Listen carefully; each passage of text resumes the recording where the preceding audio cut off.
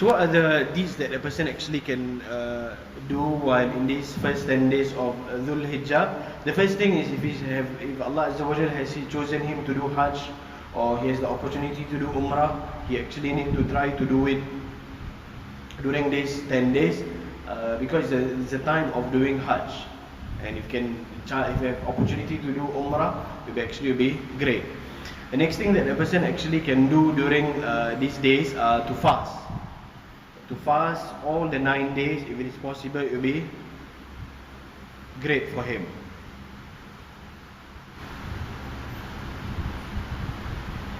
Because we have discussed last time when I give introduction on fasting, one of the deeds that beloved to Allah Azza wa Jal is actually fasting, and Allah Azza wa Jal himself will give the reward of fasting. So if we can try to fast on these 9 days, it will be actually great, because there is no deed that a person can practice it throughout the whole day. That means he's performing the deed except fasting. A person can never fast from Fajr. A person can never pray from Fajr until Maghrib. Can anyone pray? It's difficult to do that. Can a person give charity from Fajr until Maghrib? No, it's difficult to do that. A person cannot do these deeds while a person in a state of from these long hours. The only thing that a person can make sure that he can get the all benefit is by fasting, because from morning, from Fajr until Maghrib, he is in a state of ibadah. So that is actually will be the best state, and Prophet Muhammad sallallahu alaihi wasallam was in this state, especially on the 9th of Zhul Hijjah. He said that the day of Arafah, it is highly encouraged to fast on the 9th of Zhul Hijjah. That's the thing. So that said, this 10th of Zhul Hijjah, the 10th day, it is haram to fast, because the day of Eid you cannot fast. The day of Eid you cannot fast. So the 11, 12, 13 you cannot fast. It's haram for you to fast. 11, 12, 13 you cannot fast, because it is called Ayyam Tashriq. 11, 12, 13 is called Ayyam Tashriq, because Prophet sallallahu alaihi wasallam said in the hadith that Ayyam Tashriq Yawmul Akl wa Shurb wa Dhikrullah. The day of Tashriq, the day for you to eat, the day for you to drink, and the day for you to remember Allah Azza wa Jalla. So 11, 12, 13, it is not allowed for anyone to fast, haram to fast, except for a person who is doing Hajj. If there is a need for him to fast, he can fast. Okay, let's say a person did not have hadi, did not give goat, person doing Hajj, he can actually use that days to fast. But that refers to a person who is doing Hajj. But for us, we are not performing Hajj, it is not allowed for us to fast on the 11, 12, 13. It is called Ayyam Tashriq. Okay, Ayyam Tashriq. So let me just briefly, because it's got to do with Hajj and so on, the 8th day of Zhul Hijjah, in Arabic we call it Yawmu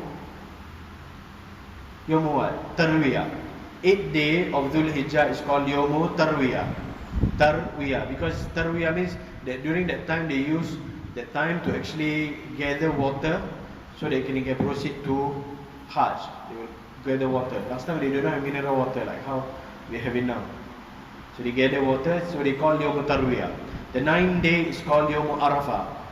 9th day is called Yawmu Arafah. Okay, the 10th day is called Yawmu Nahar.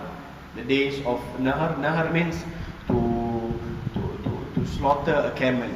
That means instead of you slaughtering with your hand this way, you poke it in the neck. So that is called Nahar. Okay, the Prophet Muhammad SAW during Hajj, he slaughtered 100 camels. 100 camels. So it's known as Yawmun Nahar.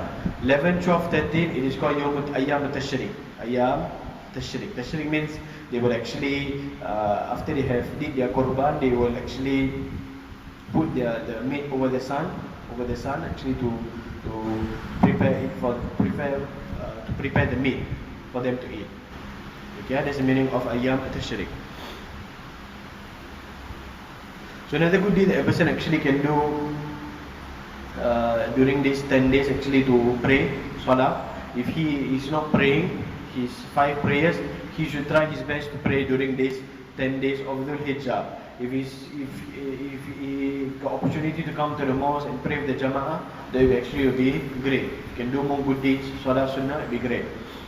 The next thing that a person actually can do during the 10 days of Zhul Hijjah is actually to do takbir, to say takbir.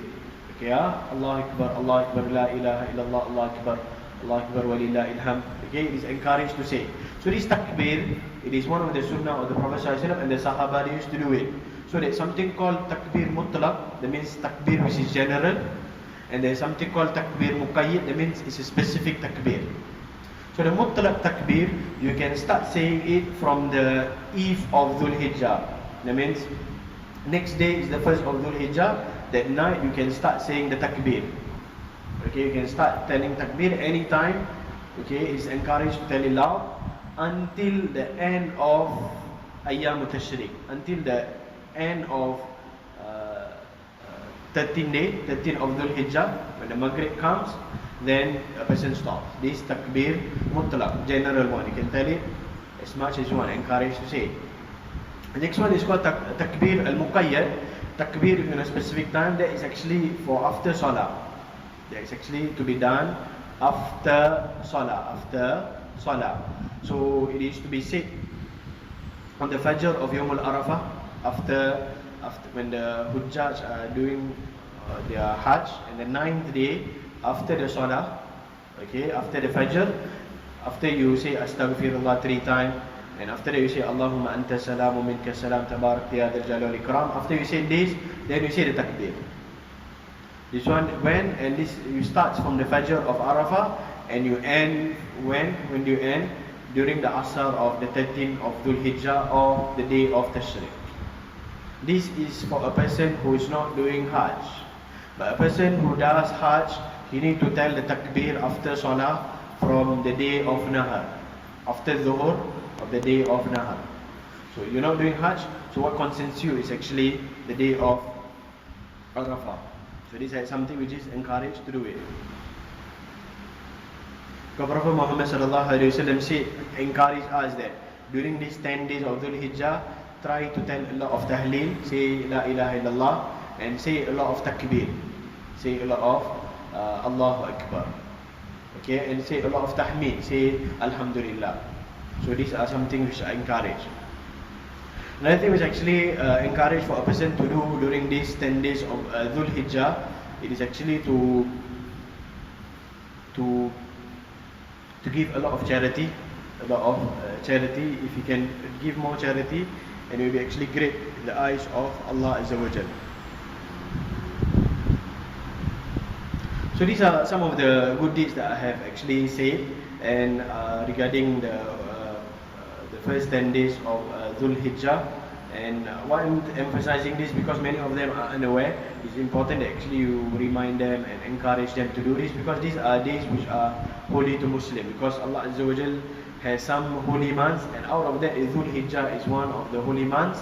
And out of this month, the 10 days are the most honored month in the eyes of Allah Azza wa Jal.